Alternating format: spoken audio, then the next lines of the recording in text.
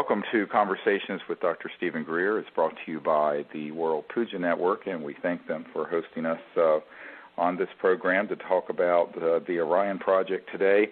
And I am joined with Dr. Ted Loder, who's Professor Emeritus at University of New Hampshire and is our science advisor for the project. And we're going to be talking about what the OrionProject.org is doing to find solutions to the energy and environmental crisis. Ted, I'd like to thank you for joining us. Oh, you're welcome, Steve. It's a pleasure to be back on. Well, just as a framework of introduction, the OrionProject.org, and you can go there and see what we're doing. The website is www.theorionproject.org. Is a nonprofit that's dedicated to putting together the funding to support inventors and researchers in the area of new energy that are the true out-of-the-box solutions that we believe are going to be the big breakthroughs that will get us off of oil and gas and coal and nuclear power. And we've talked on other shows how these sort of breakthroughs have occurred over the last 100 years only to be suppressed or bought out by corporate interest or suppressed by government interest. And what we're doing is to develop a program that the public is very knowledgeable of and is done very transparently.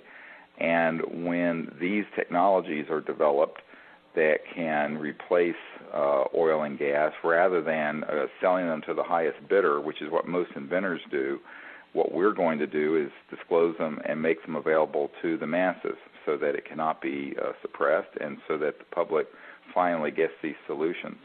And I think that it's interesting. Just before coming in to start this show, I was listening to, on CNN, which is no longer actually news at all of any consequence, but they were covering a press conference or a meeting that one of the presidential candidates was hosting, and where they were talking about providing $2 billion a year for the next 15 years to help clean up coal. Now, we're looking for $3 million total to open an R&D facility here near the University of Virginia to bring the most brilliant scientists, engineers, and knowledgeable physicists together who understand the amazing breakthroughs that have happened in the last 100 years in physics and in electromagnetic energy to come up with completely what some would call free energy electromagnetic generators, which we know have been done and are possible, and in fact were demonstrated to Congress in 1908 by Stubblefield and Nikola Tesla.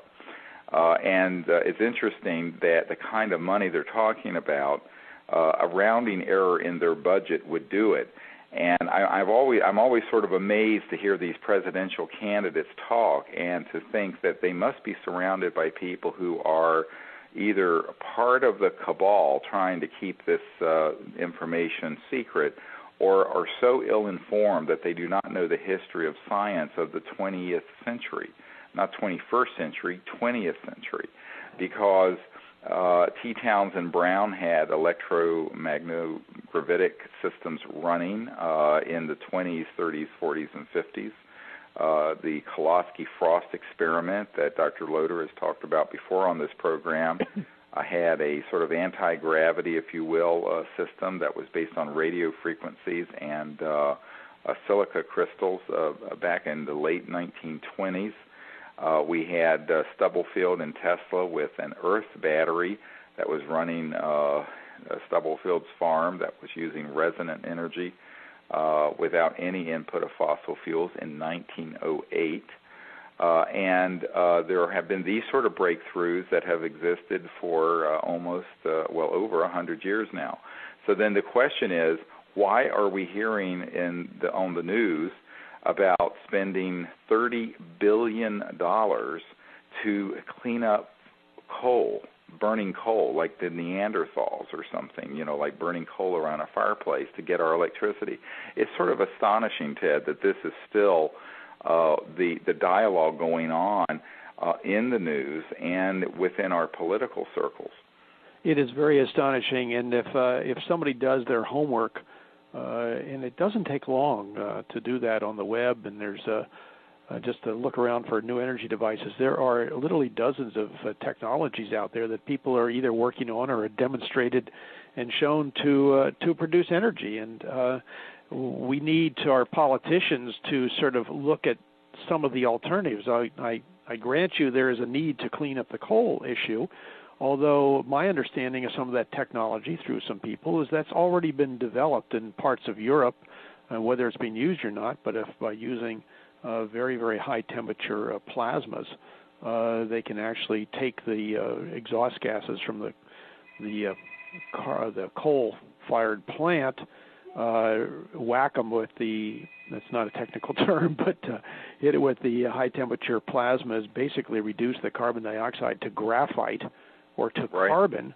releasing the oxygen, and you end up with a bunch of fuel called carbon, which you can then recycle.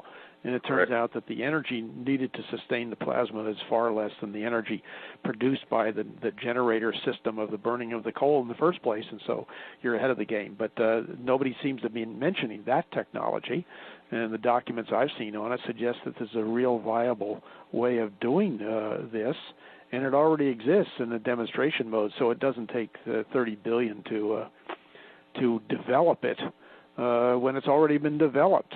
It's shown to be efficacious. So that's just one example of, as you say, the disconnect between what's happening in the world and our political structure.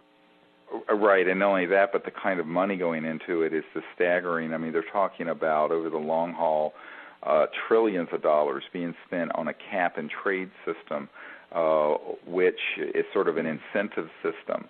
When if a fraction of that went into actual R&D, we would have the solution sitting in front of us probably in 12 to 18 months.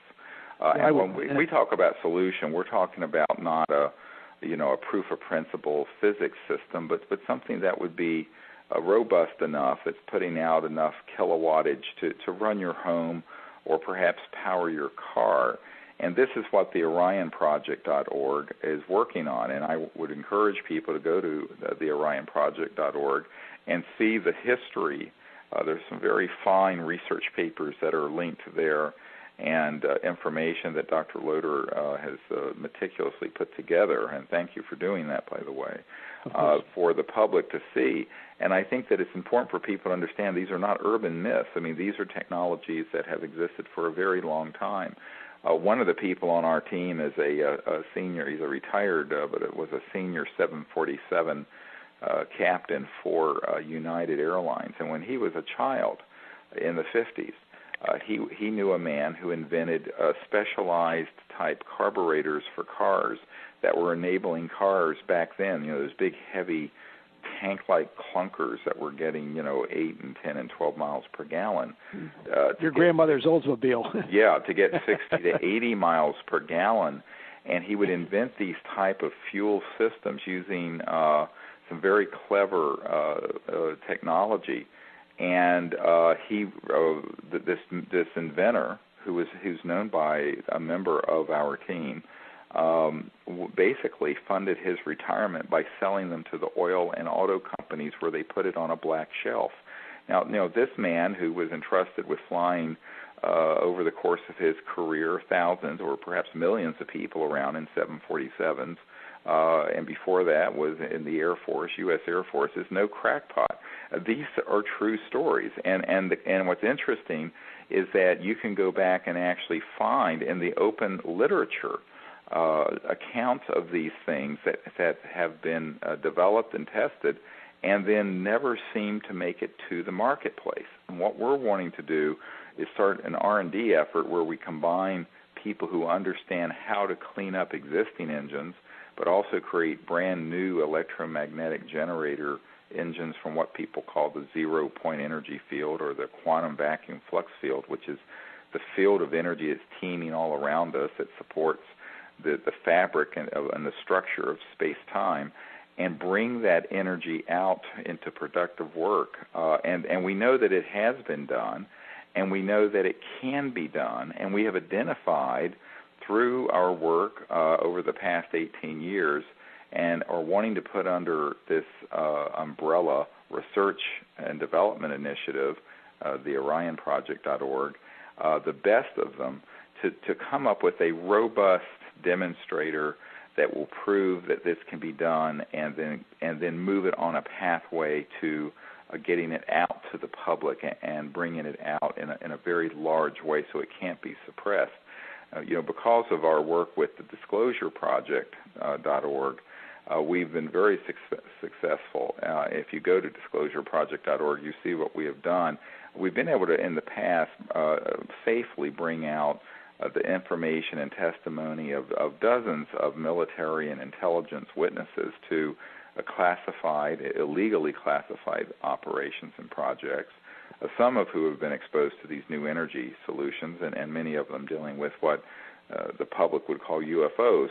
But the point being that we did this without anyone being harmed, and we did it very successfully, and with literally hundreds of millions of people around the world learning about it. Well, now we feel it's time to do that with an actual energy system, which is the core heart of the secrecy on all of these subjects. A lot of people wonder what's the connection between, say, UFOs and because one of the shows I do on the World Puja Network is dealing with that subject, and this energy issue, and the connection is very obvious. The energy and propulsion systems behind these mysterious objects that people see have been studied and figured out for many years, at least 50 years.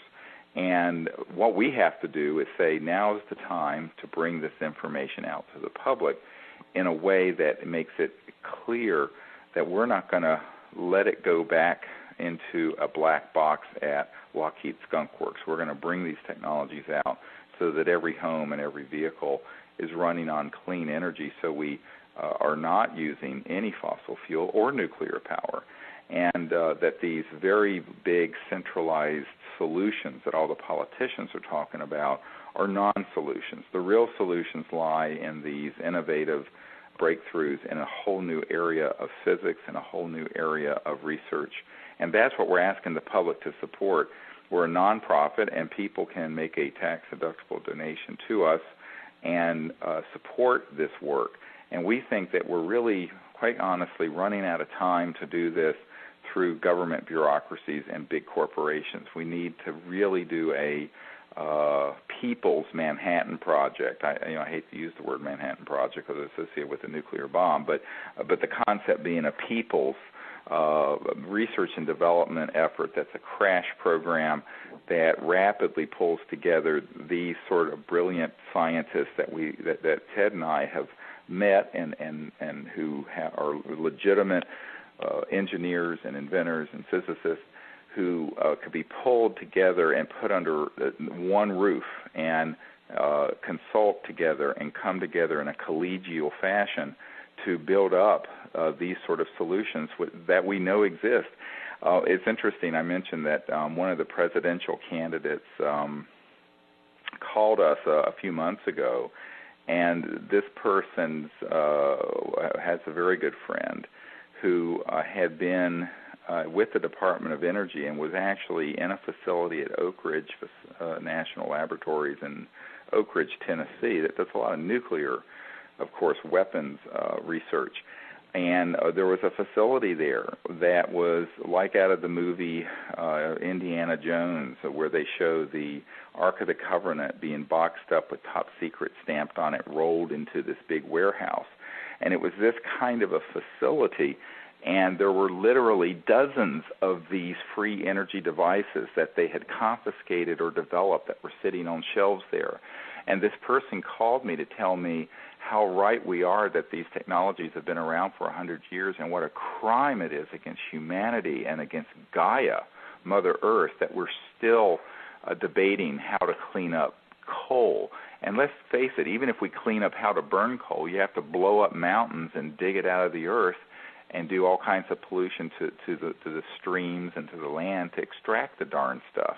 And here we have these solutions sitting on the shelf. And this is not, this was no crackpot, with some. This was, this is a scientist who's very good friends with someone who has recently been, in the past year, been running for the presidency of the United States. And so, this is serious stuff, and what people have to understand is that we have to set up a strategy, and that's what we're going to talk about a lot. I was going to say that might be a very good lead into, and something to discuss is what's a strategy for bringing out these energy technologies? Because what you've said is, if I can recap one little tidbit here, sure, is that these technologies have existed for approximately 100 years, or perhaps even more, and they have come and they have gone. So the issue is, in a sense, not so much the technology, although that's obviously important, but it's taking the technology from its initial demonstration, this thing works, to bring it out so that it can actually make a difference. And so I think one of the reasons I've worked for so many years on this thing is the development of a strategy to break that that deadlock on the secrecy surrounding these things and the use of the patent laws and everything else. So maybe that's a good time to talk about our strategy. Well, it is, and because you have a nexus of strategic challenges to making this happen. If John Q. scientists developed a better mousetrap that's sitting at a laboratory in some place in the United States or Europe or anywhere else on the planet, the thought often is that, well, all he has to do is let it be known he has this thing, and the world will beat a path to his door, and it'll be welcomed with open arms. Unfortunately, Murder Incorporated beats a path to his door first, and I hate to sound a little ominous here, but basically your big interests that want to suppress this stuff beats a path to the door first, and either offers an enormous amount of money to buy the technology out, and if that doesn't work, then the threats start happening. And this is not something that we're theoretically discussing here. This is what we know has happened. We know it happened to Colonel Brown, who's one of our witnesses in disclosureproject.org, and you can see his testimony where he had a system that would clean up the emissions and increase the miles per gallon on cars, and his system was, he was threatened, he had bomb threats, and his stuff was stolen. And we know from other people that they have simply had their technology bought out. In fact, as recently as a couple of months ago, there was an article at the JerusalemPost.com about an inventor in Israel that had invented a hydrogen-type system. And one of the big oil companies had approached him and offered tens of millions of dollars to buy him out. And it was quite clear to this scientist that this was going to then be put on a black shelf. And he refused to. And he's continued to do his research. But most people, when they're offered $30 million or $50 million or a couple $100 million, they think, wow, I'm set for life, I'm going to sell out. And the other thing is that most people who are working with a small team will, when they're threatened, also say, well, look, there's a carrot being offered to me of a lot of money, and there's this stick being waved at me. Which one am I going to take? And they end up taking the carrot. Now, that dynamic has been going on for 100 years, and it's time that we, the people, come together and say, look, we are ready for a new world. We're ready for a world free of pollution, free of poverty, where we can then evolve as an enlightened species on this planet without fighting over resources, and get together as a group and do this. And the OrionProject.org is a vehicle to support that, not only in terms of the research and development contributions, and again, we have about a little over $3 million budget to put these initial research scientists together to come up with this. But we're also desperately looking to increase the network of people who support this, and this is why everyone who's listening to this needs to tell 10 of their friends and families about the OrionProject.org, because as important as the funding and as important as any device is the strategy of it being done with millions of people aware of it and supporting it, so that when you squeeze the tube of the toothpaste and it comes out, it's so vigorous that you can't put it back in. And what we want to do is disclose these technologies Once we identify one that is strong enough and worthy enough of this sort of large public disclosure, and put together a team of world leaders, lay people, and the public who will get behind it. And our leadership, everyone involved with the OrionProject.org and the Disclosure Project, are dedicated to doing this in a way that no amount of funding offers, no amount of money, and no amount of threats will deter us. And the reason we know that we will go the distance is that we've had those sort of inducements made to us already to keep quiet about what we did with DisclosureProject.org. I mean, I was personally offered a multi-billion-dollar fund if I were to just be quiet and not talk about these things back in 1992. The head of Army Intelligence offered me such a position, and I said no. And, of course, there were threats that they didn't deter us. And we think that we can do this. I don't think that it's at all going to be difficult to do if we stand together. And it's the whole United We Stand issue then, that we have to get lots of people involved with this. And we need to realize that through the 18 years of work that we've done with the Disclosure Project and the network we've built, there are some really substantive people in society that are very, very supportive of this sort of technology coming out. They're waiting to see what exactly the technology will look like. But what we have developed is a strategic team of people who support this and who are protecting it and, frankly, are watching our backs. And so we have very, very good people inside. I hate to use the word, these special interests who support this technology coming out. And yet they're not going to fund it. They're not going to do it. They're going to sit there and be sure that we're not harmed. The other part of the strategy is that there are a lot of people on our team who have excellent contacts with various strata of society, whether it be people in the media, people in Hollywood, people in Washington, that as soon as we have one of these systems working, they're going to be pulled into a salon and they're going to see it. And then we're going to get them behind it very, very quickly. And then but the most important part is having millions of people aware of it and being so aware of it that at the instant that one of these is tested by 3 independent universities and testing labs, we announce it to the world, and it'll be on the Internet, and it will be completely transparently announced so that there'll be no chance of it disappearing through a government seizure or a corporate buyout. And this is really important. Most people try to keep a breakthrough like this very secretive.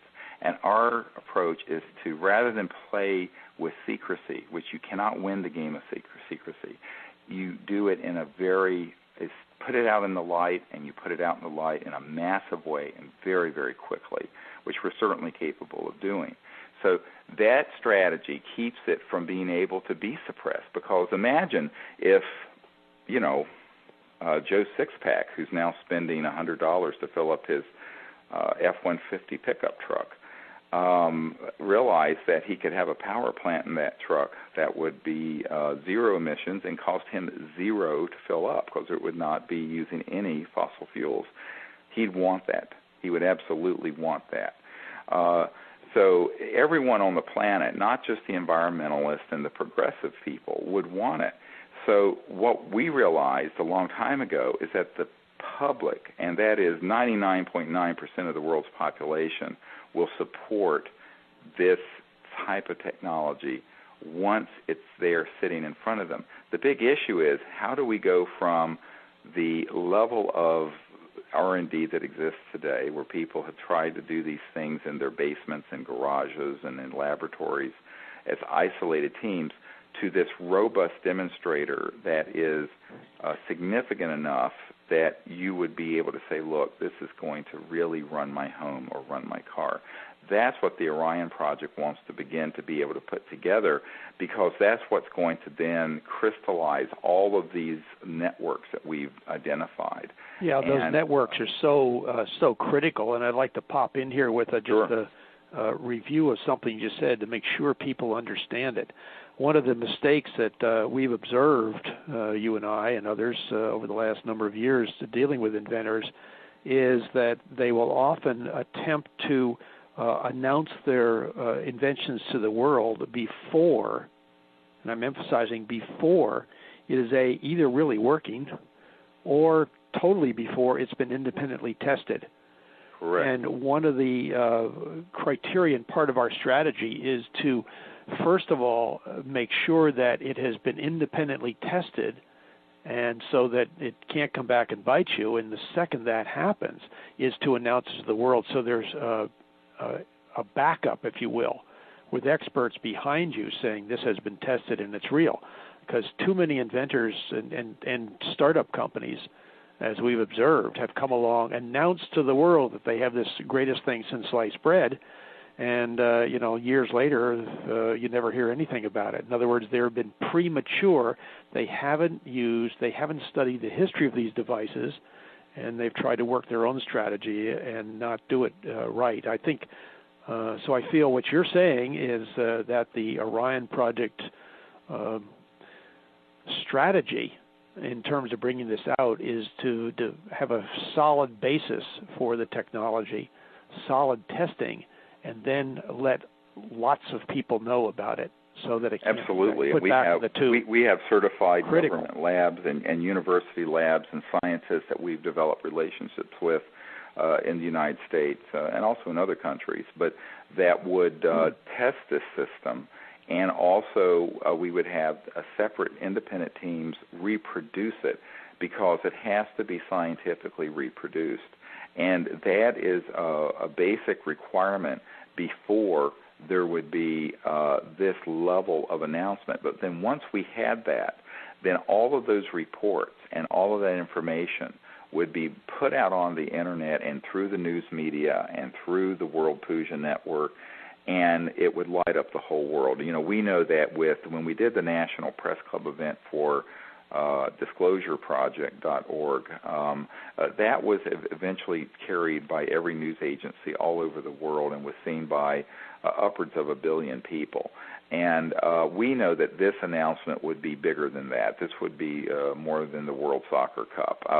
And so what we want to be sure is that we have all our ducks lined up in a row properly, and our P's and Q's and the I's are dotted and all that, because we know that there will be enormous scrutiny on such a system. And that's why the R&D, the professionalizing of the research is so important, but also that it not be some black box, unevaluated system. It has to be a system that has been tested by these trustworthy laboratories. Now, I have to say there are people who've taken systems that are legitimate to people who have been defrauded the test. This happened with cold fusion at MIT, by the way. And that's our correct. good friend Gene Malov bore witness. Dr. Malov was there when it happened, and they actually changed the numbers of the experimental data to defraud Congress and the public on that. So we know that you have to be very careful, and that's the other thing. You can't just go into any place willy-nilly. You have to identify prestigious scientists at legitimate laboratories and facilities and universities, but also honest ones. And just because it's prestigious doesn't mean it's honest. And this is another big issue, a strategic consideration that we could take over an hour to discuss, but we won't, and is that the vetting and the deep background research that has to happen on everyone you're working with to see if they're really who they say they are. And this is something that the public is very, I hate to use the word naive, but trusting about. They think an authority figure, because there are some scientists at Harvard, is actually doing the bidding of scientific truth. Well, let me give you an example. There was a guy named Dr. Menzel back in the 60s who was the Harvard astronomer astrophysicist who was the chief debunker of UFOs and didn't care how much evidence there was for them, kept coming out with these pronouncements and scientific analyses saying it was whatever, swamp gas or a... Was he the swamp gas guy? I can't remember. The swamp gas guy was J. Allen Hynek, who was the Air Force, who later recanted the fact that he worked for the Air Force doing this. And Dr. J. Allen Hynek admitted that he was doing a hatchet job. Dr. Condon at the University of Colorado was caught flat-footed, absolutely defrauding the public when the Air Force closed Project Blue Book on this issue. And as you know, Dr. Robert Woods, who's one of our Disclosure Project witnesses, who was a senior scientist trained at Cornell, who worked for McDonnell Douglas and knew Mr. McDonald of McDonnell Douglas, was on that committee. And he was, when he brought up the data that proved that these objects were real, Dr. Condon tried to get him fired and went to Old Man McDonald himself, and then later put out a report and defrauded.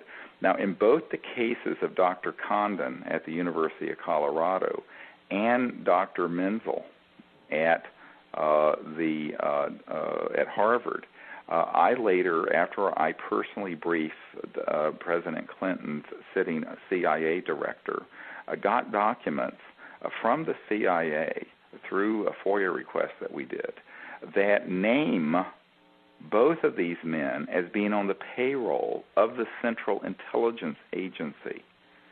Well, newsflash, while the public persona was that they were objective scientists only trying to get the truth out to the public, as they denied the existence of these objects, and they would, as a consequence, deny the existence of this type of energy and propulsion system.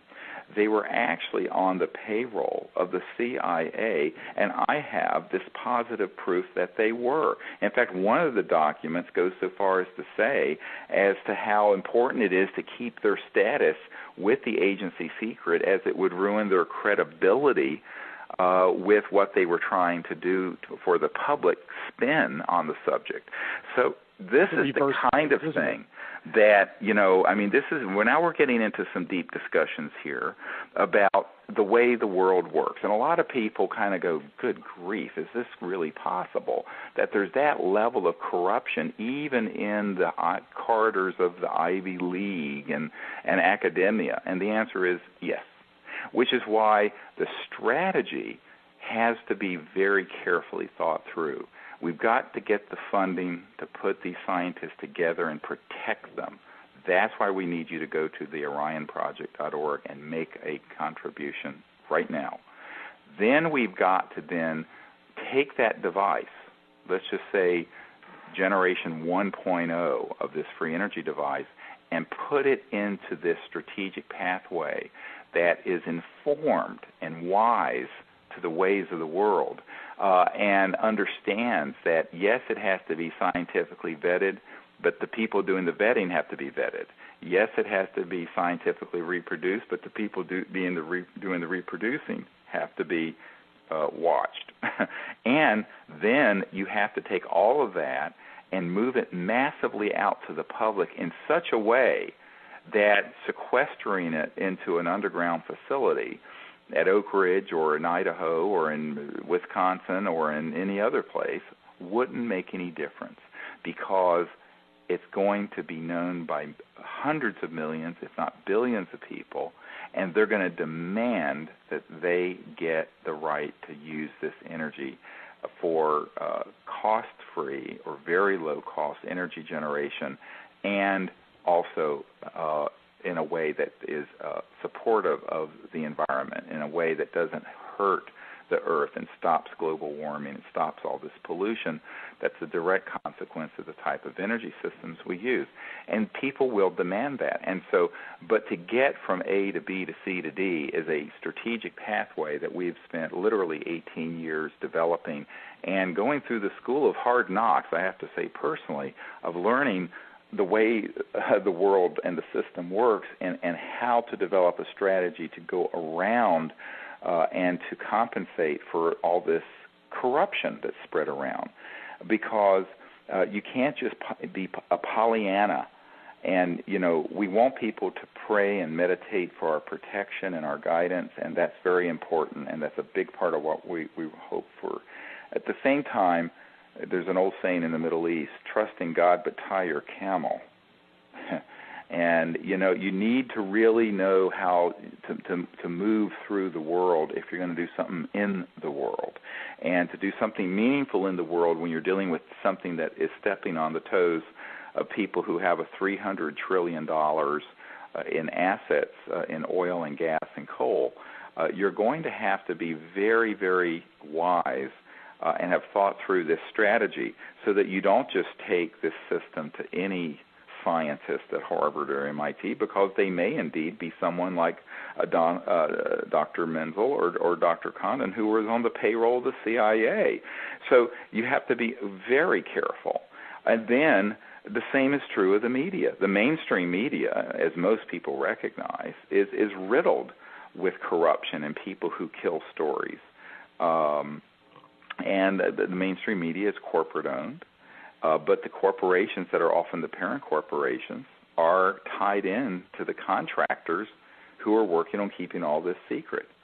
This should be of no surprise to anyone, but the truth of the matter is that you have to then develop strategies that force the media to look at this by bringing it out through alternative media and the Internet in such a way that it can't be stopped, that it goes what is called viral.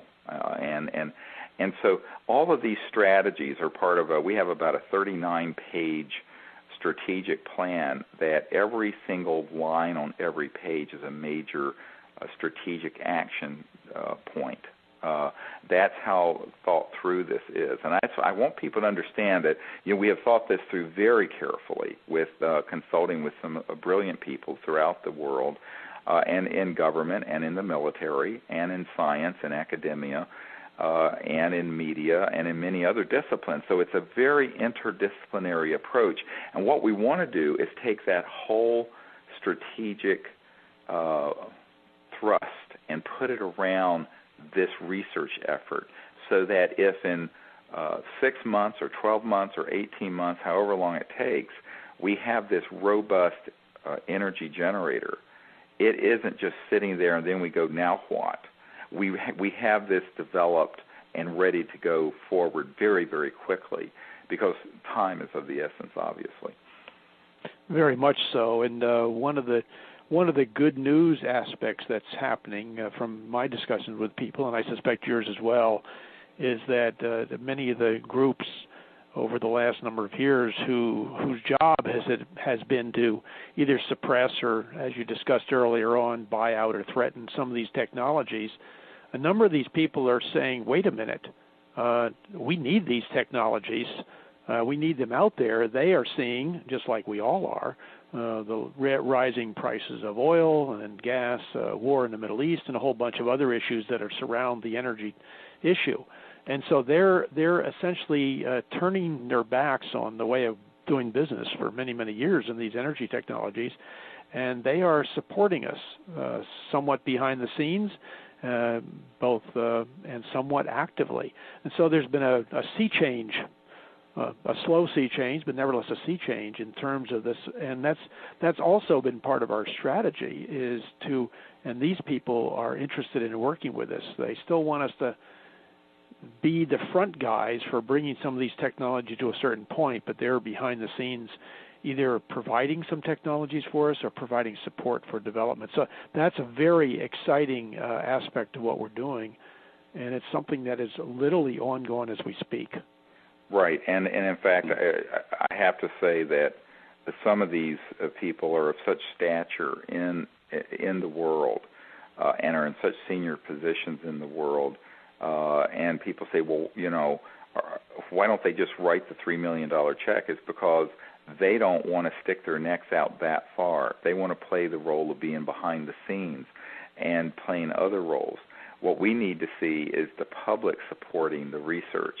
And what these guys are doing behind the scenes, though, is you can't put a price tag on it because, number one, they're providing strategic security for us, where basically correct. I mean, to put not to be too blunt, but I'm alive today because these guys are watching my back. Let me just put the cards on the table. The other part of it is that when I first went to go brief the President Clinton, CIA director, on these issues in December of 1993, that's 14 and a half years ago, I personally was told by two separate people who were inside this committee or cabal or whatever you want to call it, that about a third of them supported what I was recommending at that time, and that was the disclosure of all this information, the bringing out of the sciences and the technologies, and the transformation of our civilization to a sustainable and peaceful civilization that has these technologies as the engine running them rather than the very destructive oil and gas and nuclear power. And now I'm told that that number is 60 or 70% of that committee or cabal. So we've made enormous strides behind the scenes. Now, there's a very dangerous and ruthless 30% or so that I'm sure would like to see us go away. But these others are providing the checks and balances to provide, I hate to use the word Mexican standoff, but sort of a window, an opening. And I'm trying to emphasize here as honestly as I can the importance of this window that's open for us to move through because we're being protected. We have enormous consultancy inside these groups who can help us and are helping us. But the public need to get behind this and provide the funding so that we can actually open a facility where these brilliant scientists can work together and also where we can fly in periodically some of these scientists, some of whom are still under contract with the government or corporations, but who are willing to help us develop these things. Now, this is an expensive proposition. You're not going to do this out of the boot of your car for a couple $1,000s. This is why we have a $3.1 million budget initially for this 12 to 18-month initial research effort. But that really isn't that much money. You know, the local dog pound here in Albemarle County near the University of Virginia, we raised $6 million for stray cats and puppies here. Now, for crying out loud, and this is one rural county in America, don't tell me that we can't raise half of that to develop a facility that can come up with the solutions for energy. Now, this is why it's important for everyone listening at the World Puja Network, and we do thank them for hosting us and giving us this opportunity to explain in detail what we're doing, because we normally in radio interviews with all the commercial breaks can only go into little snippets. But this is why we're so grateful that they're giving us this opportunity. But it means we need everyone listening to tell at least 10 of their friends and family to go to theorionproject.org and see what we're doing and make whatever contribution you can, and just think about the fact that if there were a few thousand people who would donate $50 a month, which is about $10 of gas, 10 gallons of gasoline in terms of what they're purchasing each month, that we would have a revenue stream where we could do this. So I think that this is what we have to do, and people have to understand that I doubt there's going to be an individual who's very wealthy who's just going to say, here's the $3 million, because many people feel that that would be too obvious. But I think if several thousand people said, look, here's a few $100 and here's $50 a month or whatever it is, then you would have it. So it's about people realizing that this is real. They can read the materials at theorionproject.org and look at the amazing research that's been done in the past. And in this sense, we're standing on the shoulders of scientific giants, people like Nikola Tesla and T. Townsend Brown and others. And the people we're working with today are the folks who've taken their research and brought it even further along, and who, if we had the funding, could work together in a project, both as consultants but as engineers working full time to build up these systems, and also so that we could then have the sort of the consultancy for materials. You know, a lot of these inventors get 80% of the way done, and then they don't know a certain area of optical switching, or they don't know a certain area of materials, what kind of material is needed for a specific application. You have to have an interdisciplinary team and the funding to do this. And it's a very modest request given the promise and the benefit that would accrue to the world. And, Ted and I have been working on this for many years, pro bono and without compensation, and are happy to do it. It's our life's passion. But we think that it's time now for the public to step up to the plate and begin to put their shoulder to the wheel, really. And if we all put our shoulder to the wheel, we'll have this solution, I think, faster than people can realize. Absolutely, and there's just back to our initial discussion at the very beginning of this thing, updated energy technologies. There are a number of technologies that we're working on that we at this point can't talk about because of the inventor's attitude or toward it, or it's premature to mention it publicly.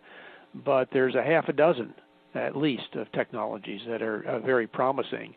And that we've had questions about people saying, well, why don't you tell us who these engineers are? Well, in reality, the engineers and inventors do not wish their names to be public.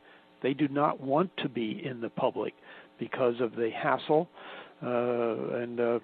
they might get or they have gotten in the past. So they're very reluctant to come out of the closet on these technologies, but they're very willing to work with us. So that's a very exciting aspect of what we're doing right now. Right. Yeah, you may want to talk for a minute about updating folks on this one pulsed motor that's going forward. Well, we had the initial work with our team.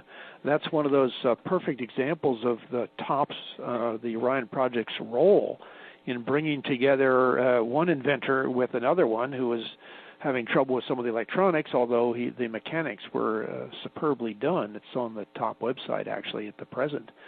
And they did so we got an electronics guy together with the other inventor, and they did some experiments and found in initial test, they did a little test, and they found that they could take the battery that was initially starting this thing moving, they could take it offline, and the whole system sped up.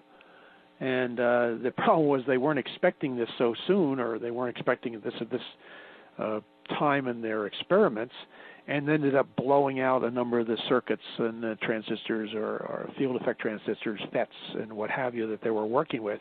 So they had to go back and re-engineer a way to protect these things, and so they could redo the experiment. And but that was a very promising thing, and it's happening as we speak. They've re-engineered some of the circuitry with protection capabilities in the circuitry, and with extra spares and everything else, and they're presently continuing the experiments. So that's a very ongoing, very active set of experiments. Again, but that was a microcosm, if you will, or one example. And we're doing that without a main lab that the Orion Project wishes to set up, because that's where we are. But we've started the process of bringing inventors together, even though we haven't raised our $3 million to set up a real laboratory where people could work on a 24-hour basis together. Yeah, and imagine. So we're moving ahead on that's right. We're moving ahead with that, and also some other initiatives. But imagine what we could do if we could have these people working all the time, full time on this. In terms of time frames collapsing and getting things done exponentially more quickly, but also solving these sort of problems on site with on-site expertise. Instead of it being a month, it might be a couple of days. And I think that this is exactly why this sort of research and development needs to happen in a synergistic way with interdisciplinary people available and on site to work. And that's really what we're trying to create. This has never been done before, I might emphasize also. I say, well, certainly it's been done at Lockheed Skunk Works and Northrop and some other large corporations in classified projects. But in the public sector, this has never been done. And that's why it's important that it be done. It's time that the public be educated that not only is this possible, but it absolutely has been done and can be done. And that with the support that we're looking for the kind of quantum leaps in development and in successful experimentation will really come up quickly. And also, there are many people that we are in touch with who basically they have their day jobs and they can't. They have children to feed and mortgages to pay and bills to pay, and they can't just stop their lives to work for free. They're going to have to be provided with some kind of a stipend, modest salary, and you'll see our budget that's on the orionproject.org site so that they can do this. And that's only rational. You can't expect some of these scientists and engineers to literally starve to death while they do this. And the public needs to understand this. I mean, this is really very practical, that you basically need to provide the support mechanism. But when you do, this sort of magic happens, because you get, right now we found these two scientists who are inventors who are working together. One had one part of the equation for this pulsed motor, and the other had the other electronic circuitry expertise, and they're coming together and problem solving. But one of them lives in one part of the United States, and the other one lives in another part of the United States. And so while it's going forward, it's difficult. Now imagine if they were all under one roof and were full-time being funded to do this. Well, this would be amazing. And this is only two of many, many different inventors and physicists and engineers that we know whose talents could be brought to bear once we get the level of support that is needed. And we're hoping that people at the World Puja Network will, the listeners will say, this is worth supporting. This is certainly worth whatever, a couple lattes a week or 10 gallons of fossil fuel that I have to buy a month, $50 a month or something. Or even the tax rebate that we're getting back from the government. A lot of people still have not gotten them. Yeah, I mean, and they will be dribbling in over the next weeks or month, I guess. That's right. I mean, there's $500 or $600 coming back from Uncle Sam. If there were a few thousand people who sent that to the Orion Project instead of keeping it, and it's sort of an unexpected benefit a lot of people weren't planning on this year, then that would do it. And it would be interesting, because then ironically the U.S. government indirectly would be funding this research through these tax rebates. So that's another strategy that we would like people to consider. So I'm very optimistic that this can be achieved, and in fact, we have recently had a major donor who has pledged another $100,000 to the orionproject.org, and the public have provided about $112,000 so far, and we have another major donor who has pledged $250,000. So we're getting up in the $400,000 to $500,000 range, and we want that pace be picked up, and we are asking for the public to help us do that. And it's really exciting, because we're sure that these sort of scientists, like what Ted was just describing, gosh, if they could be working together at a fully equipped lab with a support team, the so kind true. of breakthroughs, it would be wonderful. Good. Well, I think we've pretty much discussed the strategy. I hope people can understand the importance, the critical importance of the strategy in terms of working on this technology, these various technologies, and the critical importance of the strategies in order to get this information out to the world and the public. Right. And the other thing is networking. There may be people listening who know of other people. Maybe it's someone who could be a major donor, like this woman who just surfaced, who's donating $100,000 to what we're doing. Maybe it's someone who could even provide the entire budget. I don't know. But in networking, what we're doing is very important. So the listeners of the World Puja Network, I'd ask you to think about who you know who is concerned about the Earth and the environment, and who is capable of understanding these new out-of-the-box technologies and would have an interest in them. And if there's someone who is ready to step forward with a large contribution, they can contact me at theorionproject.org, and we're happy to meet with them and if necessary, even introduce them to some of these scientists. Now, some people have asked, why aren't the names of these engineers and scientists up on the website? And the reason is very simple. They don't want to be exposed publicly.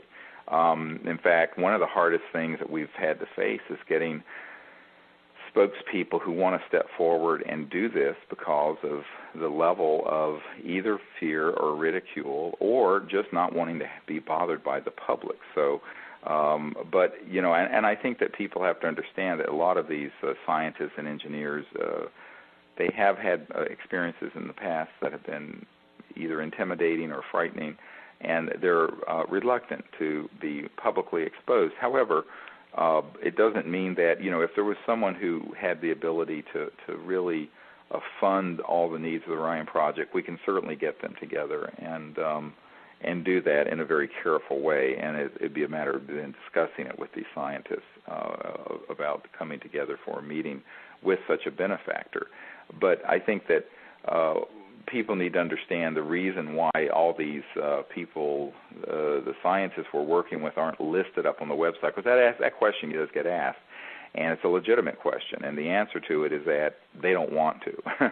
They don't want to be publicly exposed, and I can certainly understand that. I mean, it's been no picnic for me personally being publicly exposed in these areas, and you get attacked, you get a lot of people hounding you.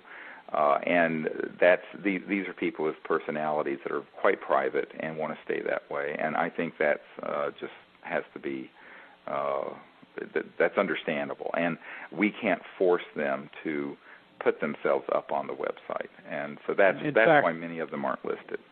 In fact, not one of our serious inventors that we're working with have any interest in being in the public sector.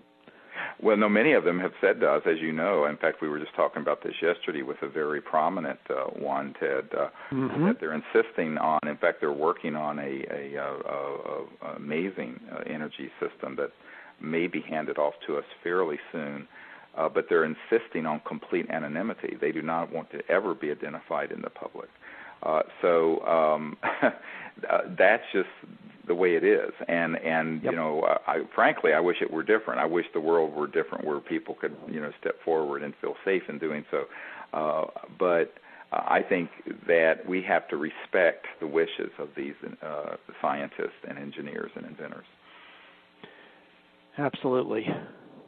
Yeah. Well, I would like to again thank you, Ted, for sharing the updates on this technology with everyone and your perspective, and I'd like to thank you for listening to Conversations with Dr. Stephen Greer. It's been brought to you by the World Puja Network, and again, thank you to the World Puja Network for letting us have this time to discuss what I consider the most pressing issue of our time, and that is how to transform our civilization from its current state to a peaceful and sustainable civilization that is free of pollution and free of want and poverty. And we believe that the area of sciences and knowledge and wisdom that we're exploring at theorionproject.org is really where that's going to happen. And we're very hopeful that the future holds for us a amazing quantum leap forward as a civilization, and that once these technologies are known and come forward, the transformation of the world from its current state to one of abundance and of peace and of clean energy and sustainability can happen very quickly, well within our lifetime. So this is exciting. It's an exciting time to be on the planet, and we thank everyone for being here with us to assist in this great undertaking. Thank you very much. And thank you, Steve, for letting me join you. All right. Discussion. Bye-bye. Yep. Good night.